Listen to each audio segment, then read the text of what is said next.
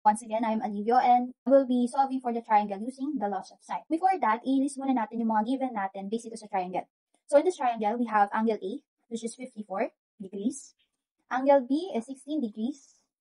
And yung angle C natin is nawawala. So lagyan natin ito ng question mark. For our sides naman, wala tayong side A, wala ring side B, but we have side C, which is 65 units.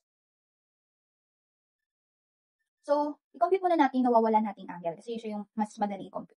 For that, to solve for the angle C, we have 180 minus the sum of angle A and angle B. 180 minus, so times rule tayo dito, wait lang. So, substitute muna tayo. Ano yung angle A? 54 plus 54 degrees. Angle B, 16 degrees.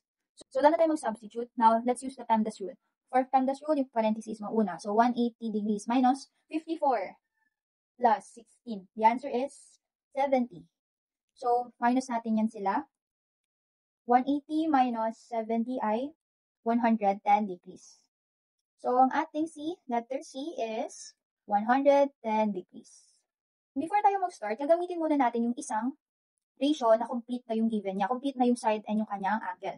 So, we will be using C over sin C kasi meron na siyang value ng side at saka ng angle. Okay. Then, simulan natin for solve for A. C over sin C is equals to A over sin A.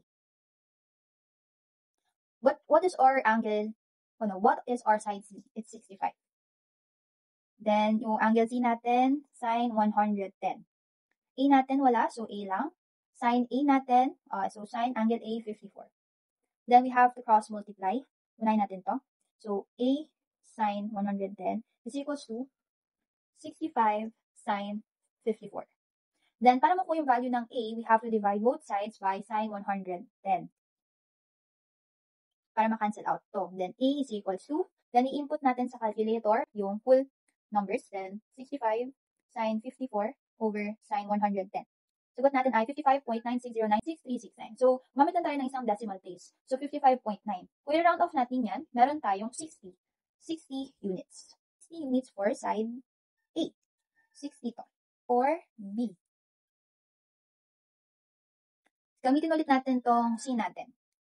Pero kahit gamitin na natin yung A is pwede rin, pero para mas, for this example, gamitin na lang natin yung C over sin C. Pero mag-arrive pa rin naman tayo sa same dahil nga, based sa ating equation, equal sila. So, C over sin C and B over sin B. So, C natin, 65 over sin 110. Ano yung B natin? Wala. So, yung B lang ilalagay natin. Sin, ano yung angle B? 16. So, cross-multiply ulit. B sin 110 is equals to 65 sin 16. Then, divide both sides by sin 110 para ma-cancel out natin to. So, B is equals to sin, then, lagyan natin sa calculator, 65 sin 16, over sin 110. The answer is 19.06626458. So, gagamit lang din tayo ulit ng isang decimal place. So, 0. I-round off natin, magiging 19.1. Ang ating side C ay may 19.1 units. So, that's how you solve for the triangle using the laws of sine. Thank you for watching.